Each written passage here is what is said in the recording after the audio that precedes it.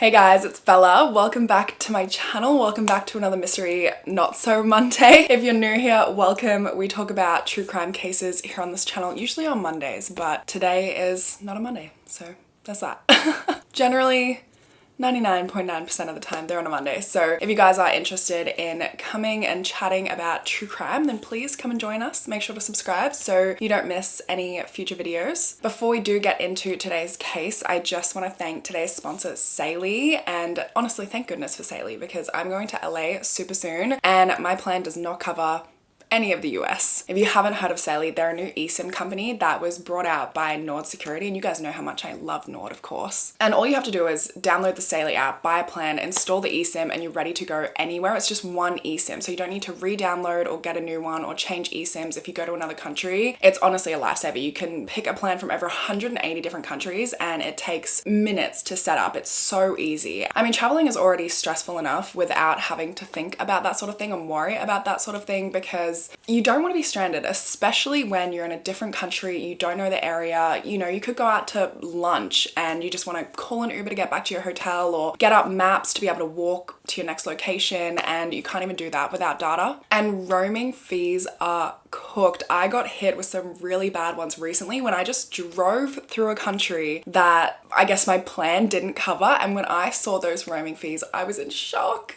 I thought that was like a myth. I thought roaming fees weren't a thing anymore. So yeah, Saley is honestly a lifesaver. I highly recommend it, and if you want to check them out, make sure you go to saley.com/bellafiore for 15% off your purchase, and I will leave all of that information in the description down below as well as the links, so make sure you guys check that out, because honestly it can make all the difference when you're traveling. Having access to data, having an eSIM, it just makes life so much easier. Make sure you check that out, and let's go ahead and get into today's case. So today we are going to be talking about a case that takes place in the UK, and this case is a really hard one to talk about because it does involve children. All cases of this nature are terrible, but cases that involve children are particularly hard to talk about and hard to hear, but I think it's really important to talk about them. We're going to be talking about a Scottish serial killer who preyed on girls in the UK who were aged between 5 and 11 years old. So at 1:40 p.m. on the 12th of August in 1981, 9-year-old Jennifer Cardi said goodbye to her mum as she left on her bike to go to her friend's house, which was just down the road. It was about 1.5 miles or 2.5 kilometers down the road from their house. Right before she left, her mum set her watch to make sure that she'd be home by 4:30, but she never came home. Her dad, Andy Cardi, had been out at the time, and he said that when he got home, his wife Pat was standing at the back door, and he could tell just from looking at her face that something was very wrong. And he asked her, you know, what's wrong? What's going on? And she tells him Jennifer never came home. Initially, Andy wasn't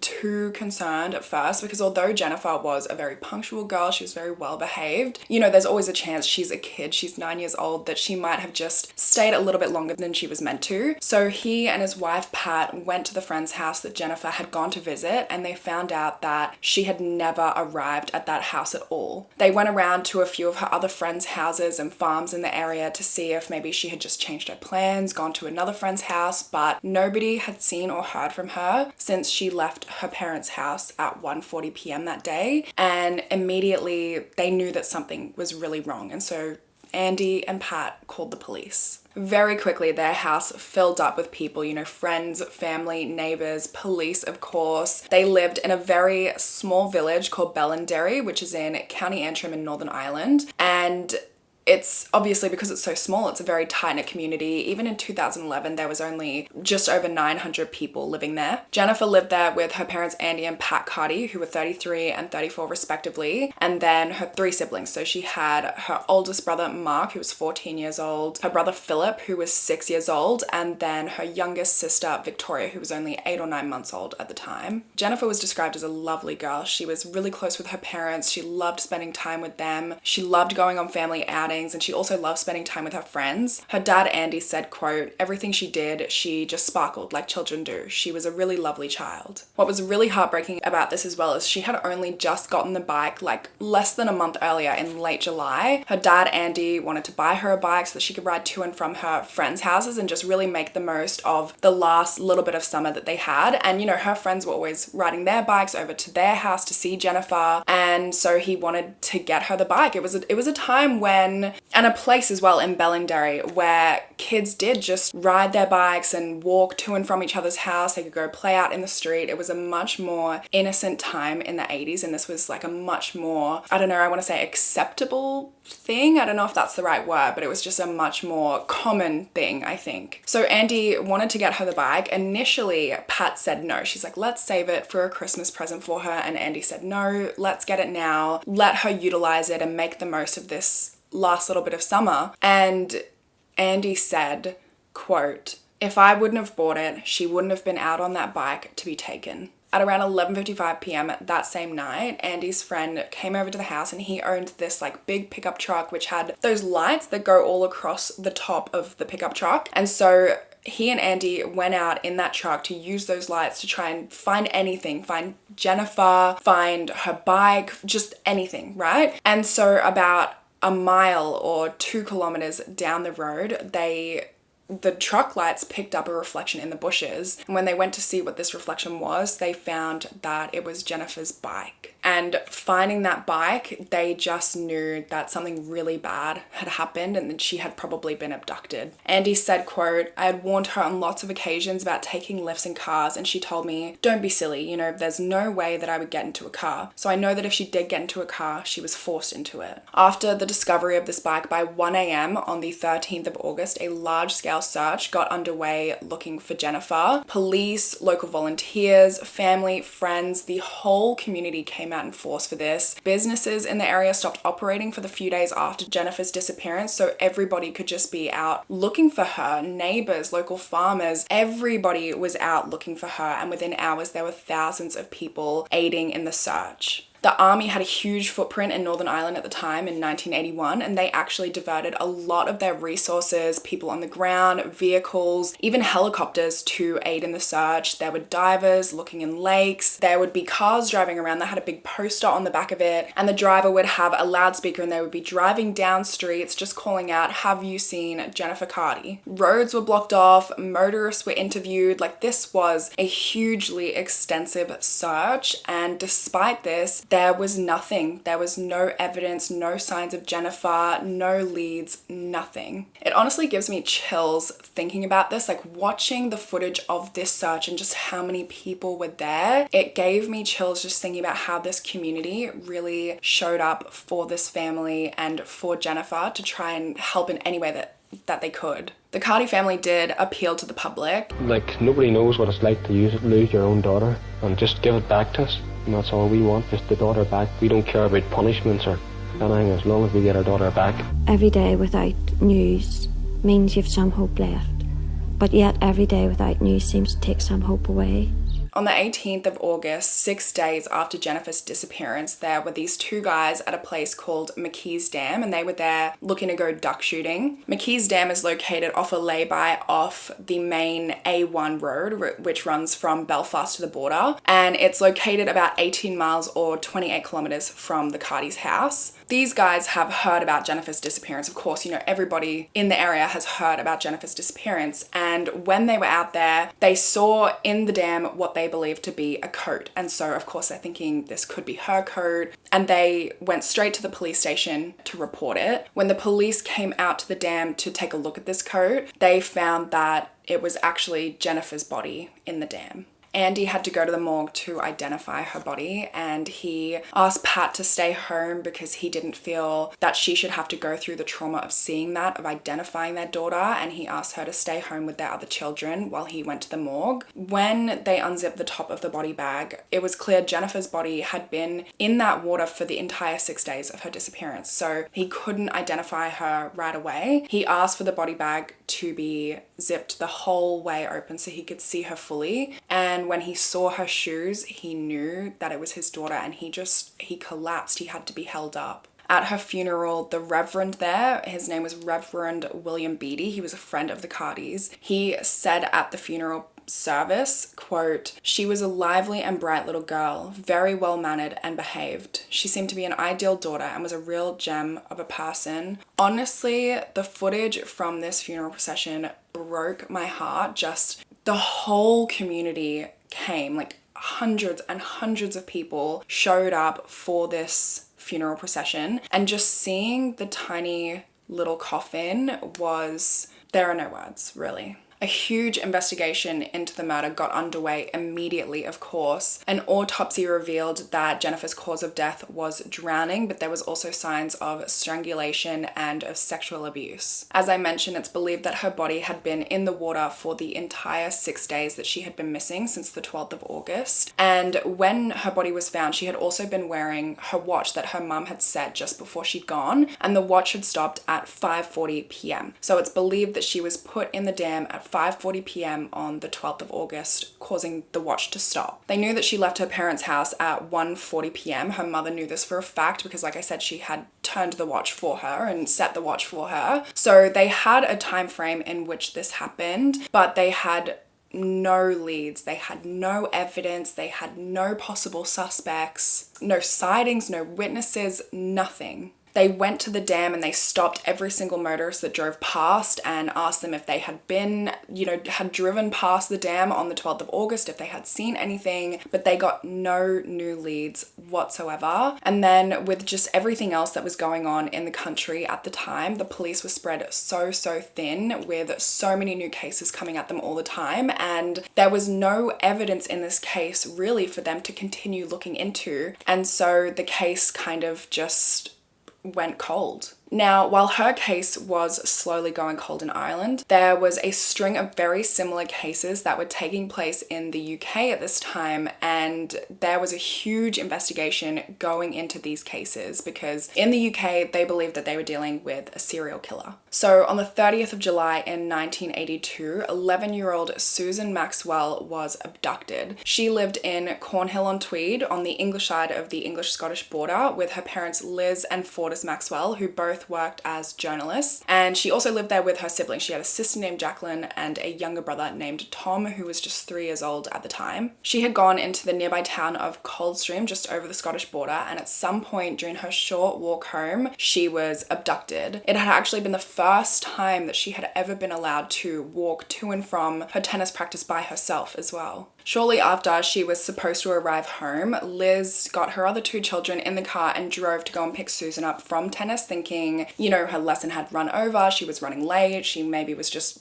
waiting there for her, like she got her wires crossed and thought that Liz was still picking her up, and they were kind of half expecting to see her on the drive to the tennis center, thinking that she was already walking home. But when they got to the tennis center, the instructor told them that Susan had already left. So immediately Liz contacted the police, told them that her daughter was missing, and it wasn't long before a huge manhunt for Susan was underway, including, police, hundreds of local volunteers, friends, family. There were police dogs. It was a huge search. Everybody was out looking for Susan. Both of her parents, Liz and Fortis, like I said, were journalists, so they really knew the power of the media and getting the word out there, and so they very quickly held a press conference appealing for any information or the whereabouts of their daughter.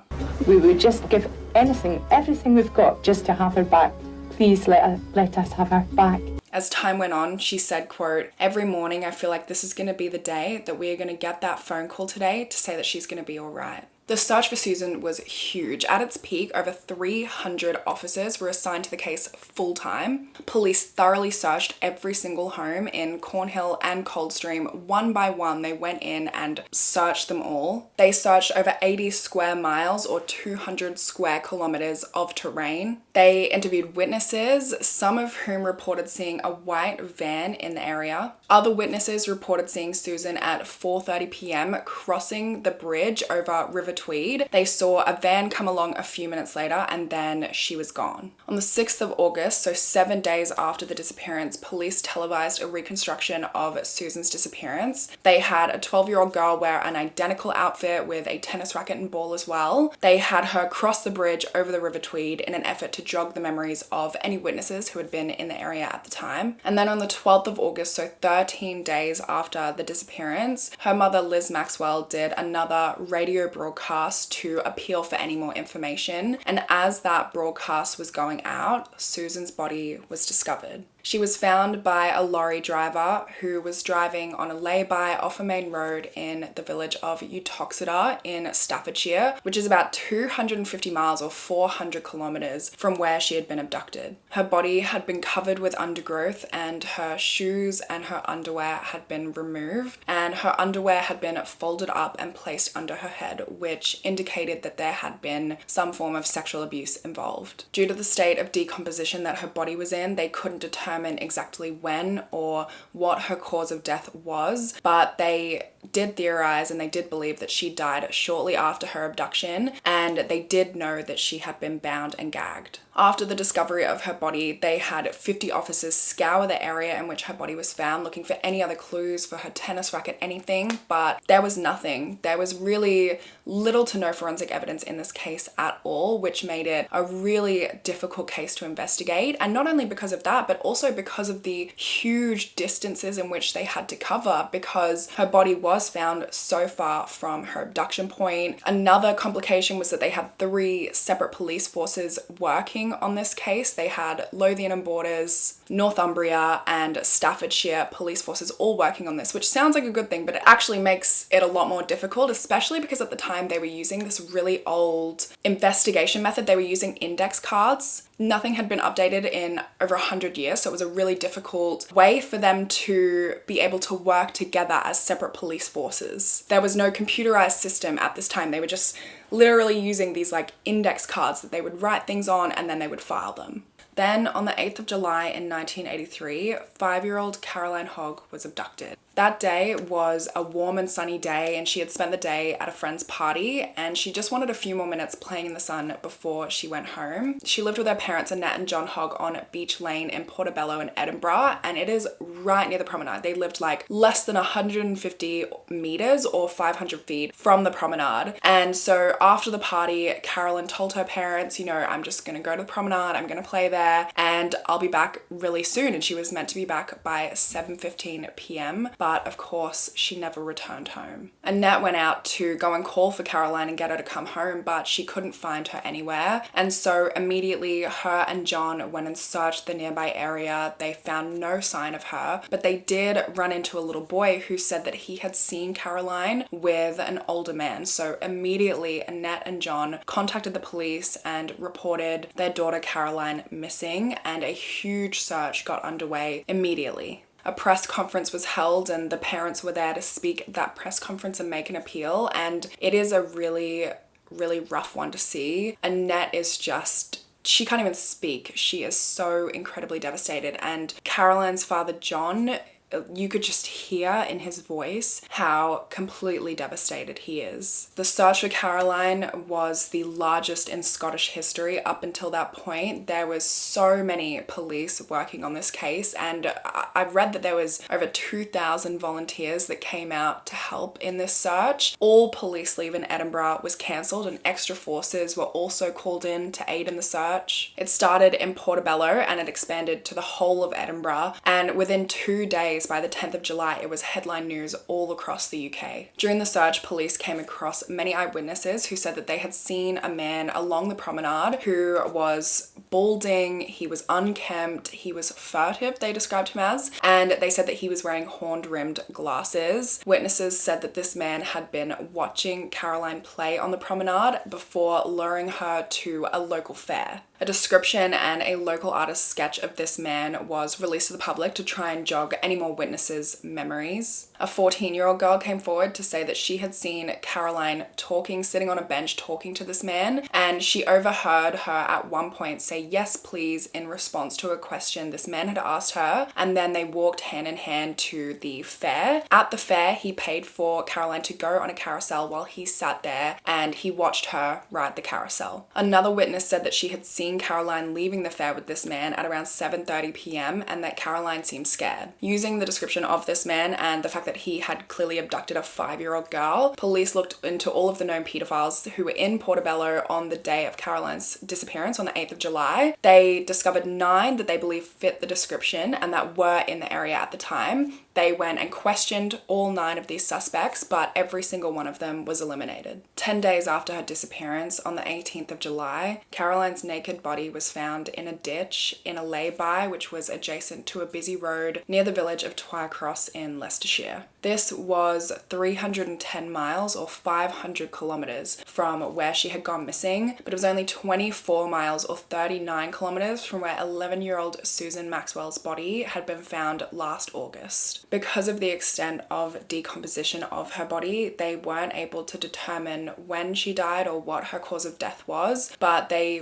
were able to use insect activity on the body to determine that she was likely placed there on around the 12th of July. After the discovery of Caroline Hogg's body, it was pretty quickly established that there was a connection between her murder and the murder of 11-year-old Susan Maxwell. There was a conference that was held between the senior police officers from Staffordshire and Leicestershire, and they unanimously agreed that both girls were murdered by the same person. The bodies of both of the girls were found near each other, but very far from their respective abduction sites. Both girls were wearing white ankle socks when they were discovered. They had also both likely been sexually abused and had been tied up. And they were also both abducted on Fridays. And this particular fact, along with the fact that their bodies were found dumped nearby but far away from where they were both abducted from, led police to believe that the murderer who was responsible was likely a lorry driver, a delivery driver, a salesperson, somebody that traveled a lot for work. And so likely they were an opportunistic killer.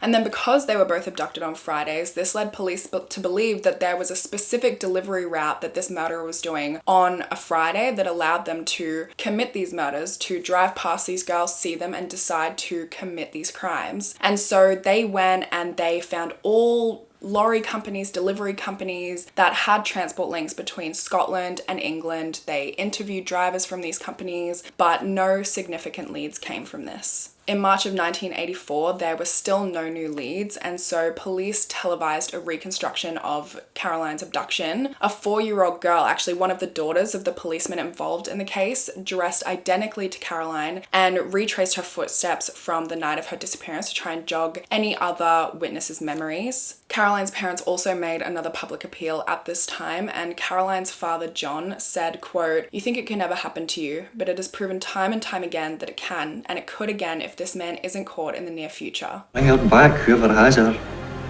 But if anybody knows anything at all, just to let the police know. So now that these two cases have been linked, there are now 4 police forces working on these 2 cases at the same time, which, like I said, they're using this really outdated system. It's actually kind of making it more difficult having all 4 police forces working on this at the same time using these index cards. Susan Maxwell's case alone had 500,000 index cards at this point. So the guy that was put in charge of, coordinating these 2 investigations and linking these 2 investigations was a guy named Hector Clark, and he was the assistant chief constable of the Northumbria Police. He went to go and see the Lothian Borders Police because they had just gotten a computer system for crime recording, and Hector used that computer to build the very first major incident index system on it. So he introduced a computerized database to the investigation, which was great because, like I said, there was 4 police forces working on this case at this time using these physical index cards, and now they could put everything onto this computerized database, which made the work a lot easier and a lot easier for all 4 of these police forces to coordinate their investigations. And it was really good because all over the country, right, they are conducting forensic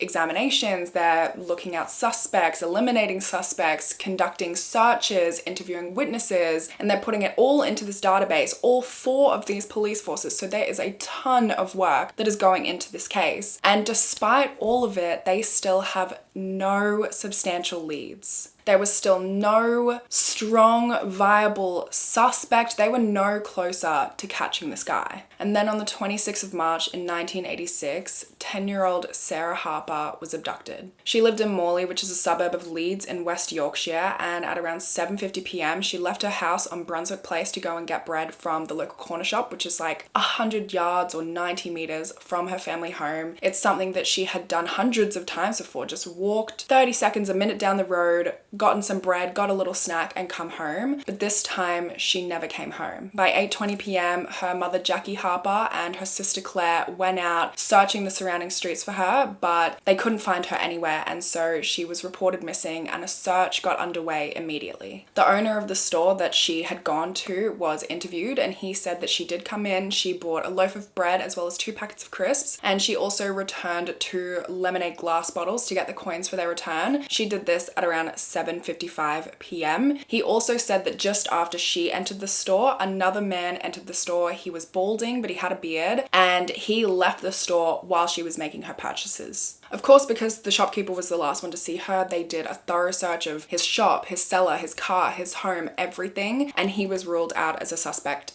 pretty much immediately. A press conference was held where Sarah's mother Jackie said, quote, "The only person that can help us is the person that's taken her, to bring her back, to let us know where she is. Anything, any phone number, just pick up the phone. Anybody, please." She also said during this press conference that she believed that Sarah was dead. She feared that Sarah was dead at this point, and the worst torment for her family during all of this was the uncertainty. During the search, the investigators pretty much turned this town upside down. They had over 100 police officers assigned to the case full-time. They had over 200 volunteers come and aid in the search. They went down every single street. They looked in every single grate, every single park, backyard, home, garden, shed, everything. They searched over 3,000 properties. They spoke to over 1,400 witnesses. They handed out over 10,000 leaflets. They had underwater divers go and check in a nearby reservoir. They dispatched a telex, which is kind of like an old telecommunication service, kind of like a fax machine before the fax machine was a thing, and they dispatched this to police forces nationwide. 2 girls came forward as the last 2 people that had seen Sarah alive, and they said they had seen her turn down an alleyway in like the direction of her home. Other witnesses also came forward to claim that they had seen a white Ford Transit van in the area where Sarah had been abducted, and it was reported that 2 suspicious men had been seen loitering near the route that Sarah would have taken to get to and from her home and this shop, the local shop. And then on the 19th of April in 1986, a man discovered her body floating in the River Trent, which was about 70 miles or 110 kilometers away from where she had been abducted in Morley. Her body was found partially clothed and she had been bound and gagged. They also were able to determine her cause of death as drowning. She had been murdered between 5 and 8 hours after her abduction, and she had been in the water for about 3 weeks.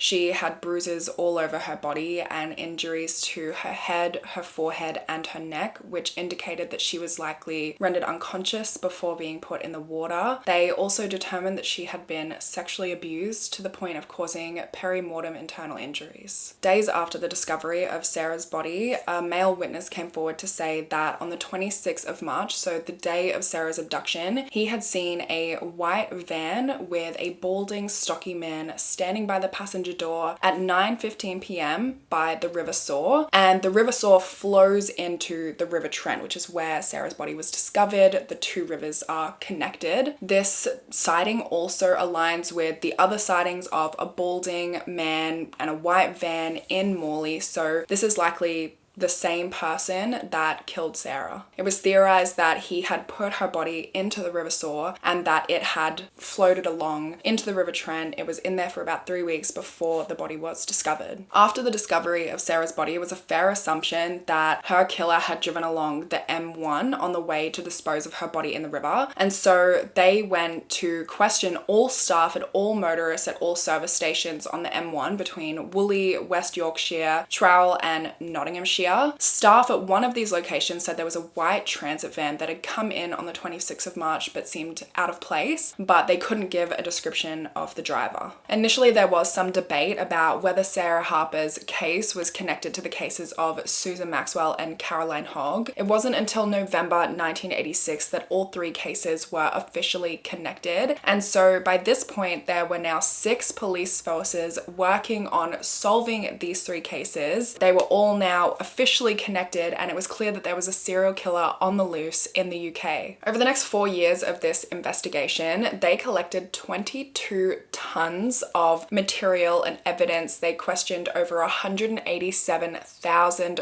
witnesses. They took 60,000 statements. They searched 250,000 vehicles and questioned their owners. But from all of this, there wasn't really a single piece of forensic evidence. It wouldn't be until 1990 that they would get a major breakthrough in this case. So on the 14th of July 1990 in Stowe in Scotland, there was this 53-year-old guy named David Herkus, and he was mowing his lawn when the 6-year-old daughter of his neighbor left her house and started walking down the street. All of a sudden, this white van pulls up in front of her on her pathway, and she continues walking down her route past this white van. And after she goes behind the van all of a sudden drives away and she's gone. And David immediately knew that this was something bad was happening here, right? So he runs next door to tell the mother of this girl. The mother immediately contacts the police, and the police arrive within 6 minutes and start getting everybody's statements. They're talking to the mum, they're talking to David, who actually managed to memorize the registration number of the van. So he was giving all of that information about the registration, about what he had seen take place to the police, when all of a sudden this white van coming from the other direction that it came from before starts driving back down the street. And David is like, oh my God, that's the van coming right now. That is the van, same registration. The police immediately run out onto the street and stand in front of the van, stopping it. They get the driver out of the van and they start searching the vehicle. When they looked in the back of the van and opened the door, initially it looked empty. It looked like there was just a pile of rags in there. But then the police officer noticed that this pile of rags was actually moving. And so on closer inspection, he actually realized that there was a girl in there. So she was inside a sleeping bag with a cushion cover over her head, zipped up and tied around her. She had been bound and gagged, and she had been sexually assaulted. Had she been in there even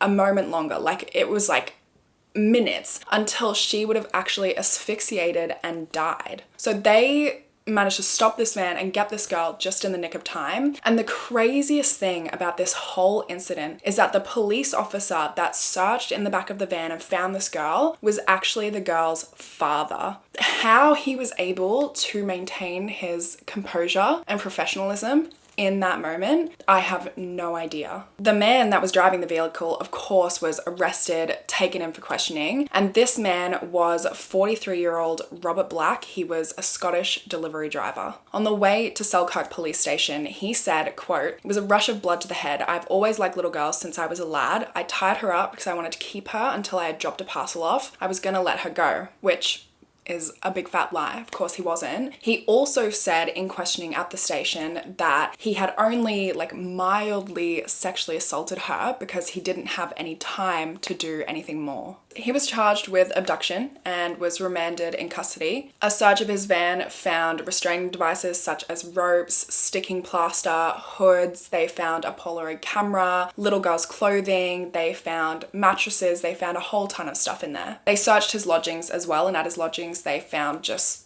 so much child pornography in the form of magazines, books, videos, photos, including 58 videos which depicted graphic sexual abuse of children. They found many different items of children's clothing. They found 6 pairs of spectacles, a variety of sex aids, and they also found a semen-stained copy of a Nottingham newspaper which was detailing the attempted abduction of a young girl named Teresa Thornhill that took place in 1988. Within weeks of his arrest, on the 10th of August 1990, Robert Black stood trial. It was a one-day trial, and he was convicted at the High Court of Edinburgh and sentenced to life in prison women for the abduction, at which time detectives working the cases of Susan Maxwell, Sarah Harper, and Carolyn Hogg also started to suspect that this might be the man responsible for these murders as well. It was already a huge investigation up until this point, but now it just became even bigger because it was such technical detective work that they had to do in order to actually make a case, because there was pretty much no forensic evidence, right? So 2 weeks after Robert Black is convicted for the abduction in Stowe, Hector Clark goes to interview him. It's a 6-hour-long interview, and they discover a lot of stuff about this guy. So let me tell you a little bit about Robert Black and what they discovered. He was born in Grangemouth in Scotland on the 21st of April in 1947 to mother Jessie Hunter Black and an unknown father. His mother decided to give him up for adoption due to the stigma of his birth with, you know, having a child out of wedlock and it being the 1940s and all that. So she put him up for adoption, and she moved to Australia afterwards, met a new guy, went on to have 4 children with this guy, and she never ever told anyone in her new family about Robert. She never saw Robert again after she put him up for adoption. When Robert was 6 months old, he was placed with a foster family, Jack and Margaret Tulip. They lived in Kinlochleven, and they were both in their mid-50s and had fostered other children before. Jack died when Robert was 5 years old, so from that point on, Margaret raised him by herself, and it was said that she probably, you know, could be pretty harsh. He was seen with bruises on him by a few different witnesses, but again, it is the 1940s, so that stuff was kind of more normal back then. Robert himself said that he couldn't remember any instances in which it was like really bad, or he couldn't remember how exactly he got these bruises, but he did say that he was a chronic bedwetter. He had these nightmares about like monsters and stuff like that, which would cause him to wet the bed, and then Margaret would beat him if he wet the bed, so it just was kind of an ongoing cycle. When he was 5 years old, he had this like interaction with another 5-year-old girl where they both got naked, compared genitals, and it was at this point that he started to believe that he should have been born a woman, and he also started to he started to become very obsessed with his own genitalia and with female genitalia. When he was just 8 years old, he actually took the diaper off an infant baby so that he could get a good look at that baby's genitals. And then also that same year when he was 8, he started inserting objects into his anus, which is something that he continued to do all throughout adulthood. And then he also became obsessed with poo, and he would have fantasies of like rubbing poo all over his body. During his schooling years, he was bullied pretty heavily by kids his own age. He was pretty antisocial. He was a very aggressive kid, and he didn't have a lot of friends, and the kids at his school even called him Smelly Bobby Tulip because apparently he smelled really bad. He really did not care about his own hygiene, despite his foster mother Margaret being really cleanly and very insistent upon cleanliness. So because he's getting bullied by kids his own age, he starts picking on kids younger than him. He would like beat them up pretty badly. He would throw crazy tantrums, and he was vandalizing school property. In 1958, when he was 11 years old, his foster mother Margaret passed away, and so he was sent to the Reading Children's Home, and things really go from bad to worse here, because when he is 12 years old, he and 2 other boys at this children's home attempt to rape a young girl. These 3 boys took her out to a field, and they each, all 3 of them, attempted to rape her. Following this incident, he was, of course, had to leave that home, and he was sent to a much stricter all-boys home this time called the Red House in Musselburgh, and here he was listed as boy number 28. At this new home, he was actually sexually abused by a staff member there for 3 years until 1963, when he was 15 years old and he had to leave, right? He had to go out on his own. He got assistance from some child welfare agencies and managed to use this to get a room at another boys' home in Greenock. He got a job as a butcher, like a delivery boy for a butcher, and he said that over the next few months, while he was working as this delivery boy, he would utilize this time and driving around and, seeing young girls on his route to molest 30 to 40 young girls, and this went on until he was convicted of a crime that same year. What happened was he saw this 7-year-old girl playing in a park by herself, and he convinced her to come to an air raid shelter with him, saying that there was kittens there. there. So she comes to this air raid shelter with him, and that is where he strangles her until she is unconscious and then proceeds to masturbate over her unconscious body. The next day, of course, her parents find out, they call the police, and Robert Black is arrested and charged with lewd and lascivious behavior. He was given a psychiatric examination, and in this examination they determined that this was a one-off thing. He was unlikely to do it again, and he was given a slap on the wrist. He was given a verbal warning and they let him go. After he was released, he moved to Grangemouth and he managed to rent a room from an elderly couple. He got a job at a builder's supply company, and he even got a girlfriend at this time. This is his only known girlfriend. They dated for a few months and then she broke up with him after he proposed to her. Then in 1966, his landlords found out that he had actually been molesting their 9-year-old granddaughter every time that she had come to visit. They didn't call the police or report him because they didn't want to put her through any more trauma. They didn't want to have to relive what had been happening to her and go through a trial and everything else that would come with reporting him. So they didn't call the police, but they did evict him. He lost his job shortly after, and so he moved back to Kinloch Leven and rented a room from a married couple that had a 6-year-old daughter. Within a year, their landlords had reported him to the police for repeatedly molesting their daughter. In 1967, he pled guilty to 3 counts of indecent assault and was sentenced to 1 year in a youth detention centre. 6 months after his release from this youth detention centre in September of 1968, he moved to London. He got a bedsit there in King's Cross, or near King's Cross station, and he would continue to use London as his base all the way until he was arrested for the abduction in Stowe in 1990. For the first 2 years that he was in London, he worked a variety of different jobs, one of which was a lifeguard at a swimming pool in Hornsey, and he was fired from this job for molesting one of the young girls that used that swimming pool. No charges were brought against him for that, but he was fired, of course. No charges were actually brought against him at all until the abduction in 1990. When he moved to London in King's Cross is actually when he also started getting into collecting child pornography. He started taking photos of young children himself, mostly girls between the ages of 8 and 12, and he also started dressing himself in young girls' clothing. In 1972, he began renting and living in the attic of a Scottish couple, Edward and Kathy Rayson, and they actually said that he was a fine tenant. Like, he was a little reclusive, but they didn't have any issues with him ever, aside from his poor hygiene, and he lived in their attic with them until his arrest in 1990. In the mid-1970s, he purchased a white Fiat van to be able to become a driver. He loved driving. He was obsessed with it, right? So that's what he wanted to do with work. I don't know if it was just that he was obsessed with driving or that it also gave him the opportunity to molest young girls. He already knew it gave him the opportunity because he had done it once before when he was a young boy working as the butcher delivery guy. But in 1976, he got work as a full-time delivery driver for a company called Poster, Dispatch and Storage, and he worked with them all the way up until his arrest as well, and that brings us up to date now. The investigation into Robert Black for the murders of Susan Maxwell, Sarah Harper, and Carolyn Hogg were very much underway. It was a huge investigation because it was all based on circumstantial evidence. So they really had to build and build and build more and more evidence to prove that he was their guy, because they didn't have any forensic evidence to prove that it was him. So they really had to have an airtight, circumstantial based case. They had to look into his receipts, into his delivery routes. They had to look into his wages. They had to figure out what dates he was in certain places, how long he was in those certain places for. They had to pinpoint that he was, without a doubt, in the locations that the murders and the abductions took place when they took place. So they contacted his work, and from his work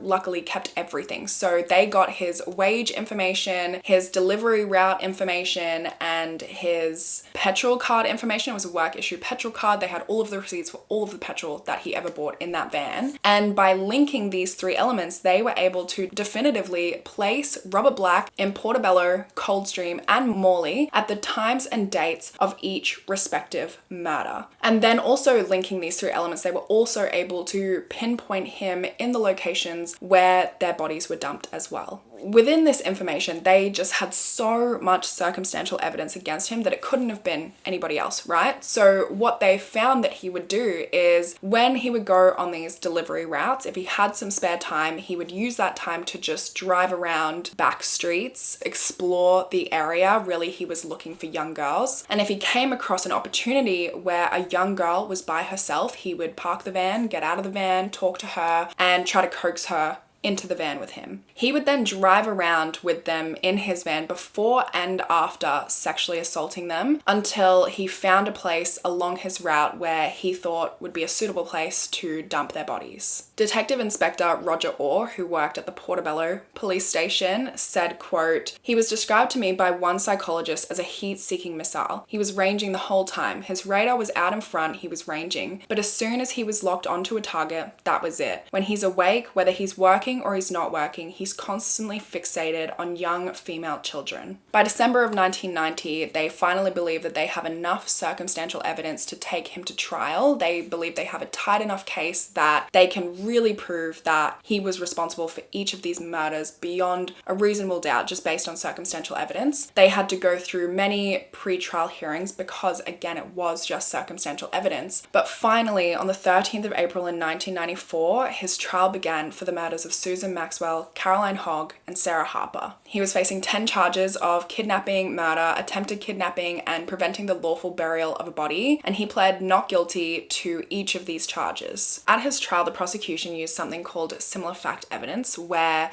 basically they were linking these three cases by proving that the facts in the cases were similar enough that they had to have been committed by the same person. So not only did they show all of the similarities between all three murders, definitively linking them and showing all of the evidence that placed Robert Black at each scene, they also showed evidence of the kidnapping of the 6-year-old girl in Stowe and the attempted kidnapping of Teresa Thornhill in 1988. On the 23rd of April in 1988, Teresa had been walking down the street when she had been grabbed from behind by a man. Thankfully, she was able to fight her way out of this and run away from him, and when she got home, she was able to describe him to her parents as a fat, balding, dirty, nearly 50-year-old man. And although Teresa was able to get away and she was relatively unharmed physically, she harbored a lot of survivor's guilt from this. She always looked at these other girls who were victims of Robert Black and thought, why was I able to get away from it? Of course, she was thankful to be alive, but she just couldn't help thinking, why me? What did I do to be able to survive this? And they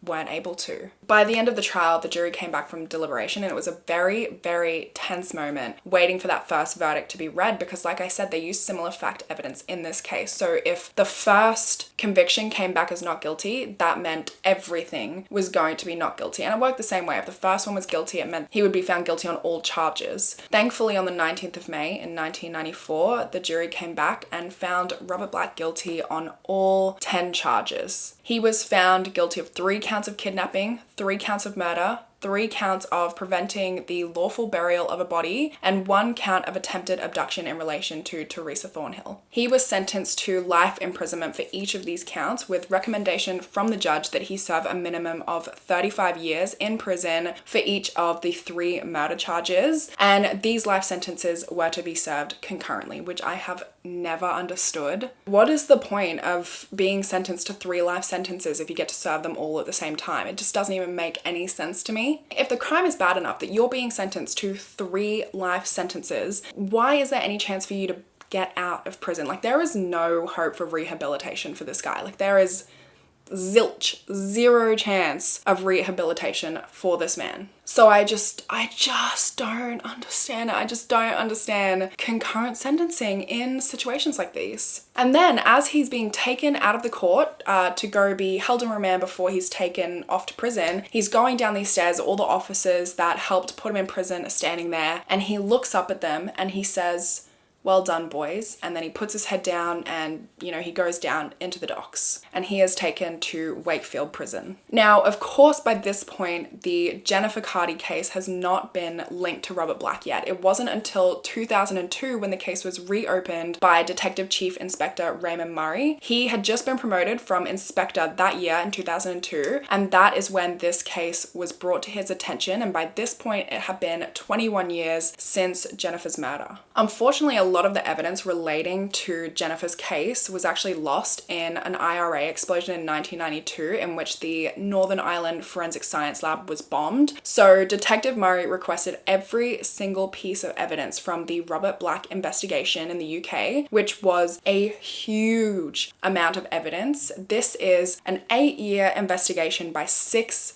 different police forces. It had to actually be transported to them in an articulated lorry, and they had to set an entire room aside just for this evidence. That's how much there was. And it was in these big like plastic storage tubs labeled, and one by one the force just had to go through these boxes, like box by box, just trying to gather evidence that would prove that Robert Black was, first of all, in Northern Ireland on the 12th of August in 1981. And it was actually really interesting the way in which they were able to do this, the way that they were able to link him to Jennifer Cardi. It's very interesting police work. It's very similar actually to how they were able to do it in the previous cases, Susan Maxwell and Carolyn Hogg and Sarah Harper. So I'm going to tell you a little bit more detailed how they were able to do it, because I personally think this is very interesting. So basically they started by going through all of his, invoices, petrol receipts, his delivery runs, his wages, everything like that. They were able to determine that he had done the Ireland delivery run on the week of the 12th of August, 1981 through his wages. So the company that he worked for, PDS, they would pay their drivers a weekly wage, and then they would also pay a bonus based on the runs the driver had done that week. So for an Ireland run,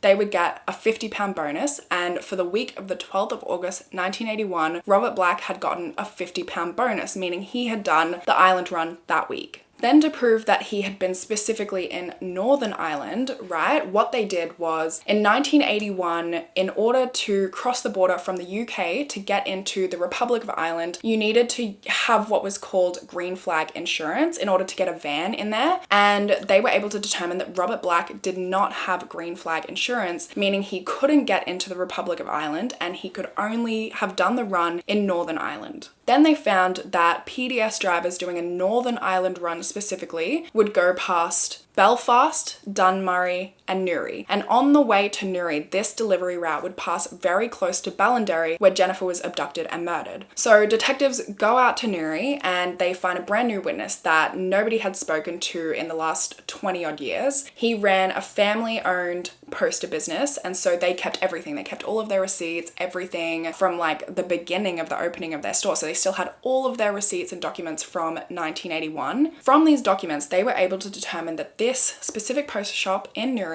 had a very specific poster delivery that happened on the 12th of August 1981, and they were able to determine that the only person that could have made that delivery was Robert Black. It was a specific poster campaign that PDS had been doing, and of course the only person from PDS that did the Northern Ireland run that week and went to Newry was Robert Black. Then through Black's personal receipts, they were able to determine that on the night of the 11th of August 1981, he boarded a ferry in his van from Liverpool to Belfast overnight, arriving in Belfast at 7 a.m. on the 12th of August. Once he gets off the ferry at around 7 a.m, he starts his Northern Ireland delivery route, which takes him through Belfast, from Dunmurry, on the A1 past McKees Dam to Newry, and he delivers those posters in Newry, and he's done by 11:30 a.m. His ferry back from Belfast to Liverpool wasn't until 9:15 p.m. So he had a lot of free time. He had like 9-10 hours of free time. And so he goes and he does what he always does. He goes and explores the back streets, the other little towns on the route. And that's when he drives into Ballinderry. And at 1:40 p.m. on the 12th of August 1981, he drives past Jennifer Cardi riding her bike to her friend's house. So by this point, they pretty much have enough circumstantial evidence that they could prove that he was the only one that could have possibly been responsible for the abduction and murder of Jennifer Cardi. But they just wanted to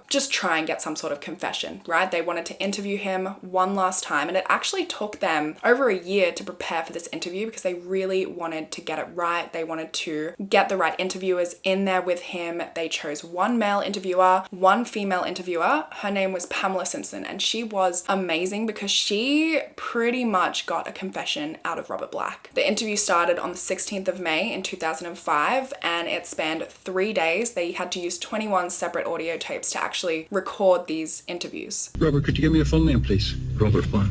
Okay, and your date of birth, please?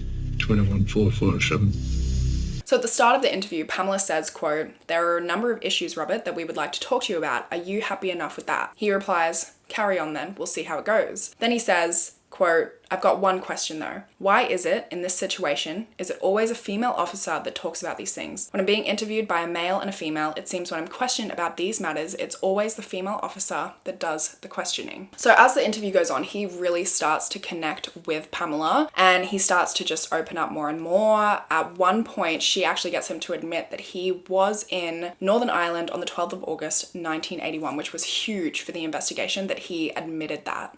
I'm not exactly proud of the way I feel towards young girls.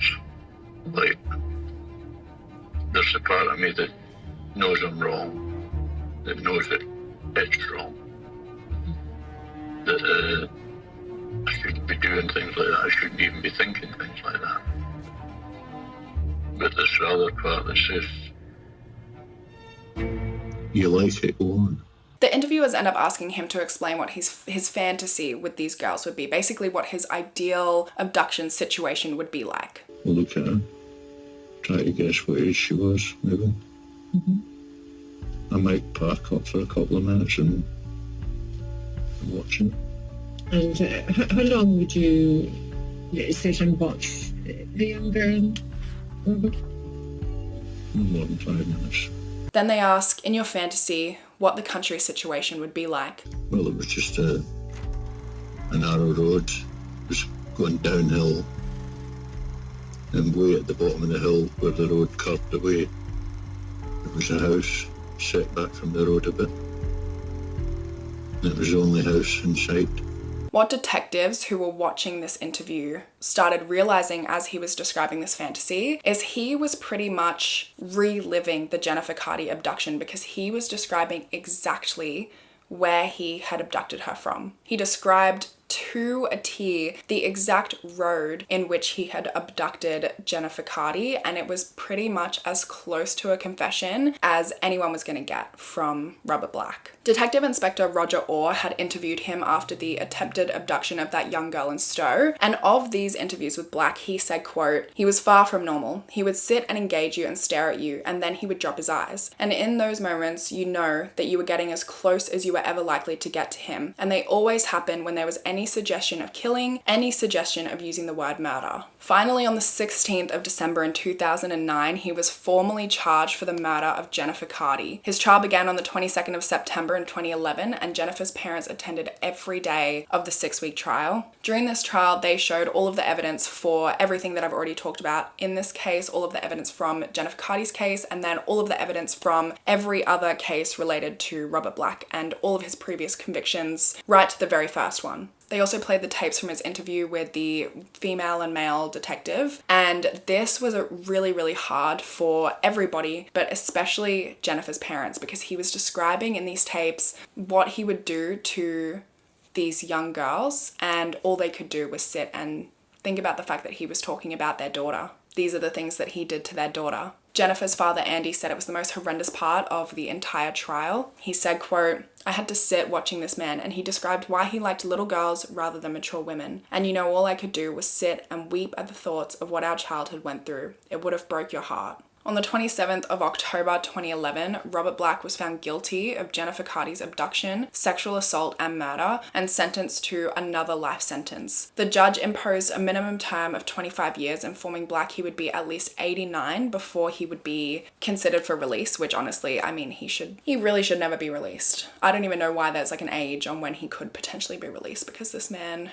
I mean, really. After the verdict was read, Andy and the Cardi family addressed the press, and Andy said, quote, "We have had to endure and listen to how Robert Black kidnapped and sexually abused and murdered our daughter and our children's sister, and it has been absolutely horrendous. We heard things that, in all honesty, was not even in our imagination. And for 30 years, we as a family really have never tried to understand or tried to think of what in the last hours of her life that she went through. And all of a sudden, we are confronted with the awfulness of her last few hours and what she had to suffer. And that has been truly awful for each and every one of us. Robert Black stole the life of our daughter Jennifer, but Robert Black didn't steal the lives of me and my family. We've lived a happy, prosperous life, but we miss Jennifer each and every day. He later said, quote, "After we met the press, I went into the court to speak to the clerk of the court to thank her. And she says, 'Andy, I have to tell you something.' She says, 'I've never sat through anything like that in my life.' She says, 'It's the first time I've ever seen the prosecution cry. It's the first time I've ever saw the defense cry. It's the first time I've ever seen the jury cry. It's the first time I've seen all the police cry.'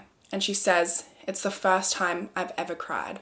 Such was the atmosphere in that court." Detective Raymond Murray, who, got handed this case and helped to finally solve it, said, quote, "One of the few positive moments that came out of this whole thing was meeting the Cardi family. Having the experience of talking with them, seeing how they lived their lives, it does kind of leave a very positive mark on you about how this family has survived this absolute horror. But not only survived it, but survived it in a way that allows them to be positive, that allows them to be loving, that allows them to be united." On the 12th of January in 2016, Robert Black died of a heart attack while moving cells in Magaberry Prison in Northern Ireland. He was 68 years old at the time of his death, which is honestly unfortunate because he deserved to rot in prison for far longer. An inquest into his death was held, and they tried to find family members, anyone that wanted his remains, for 6 months after his death, and they couldn't find anybody. So the police cremated him and scattered his remains in the sea. And that is everything. That's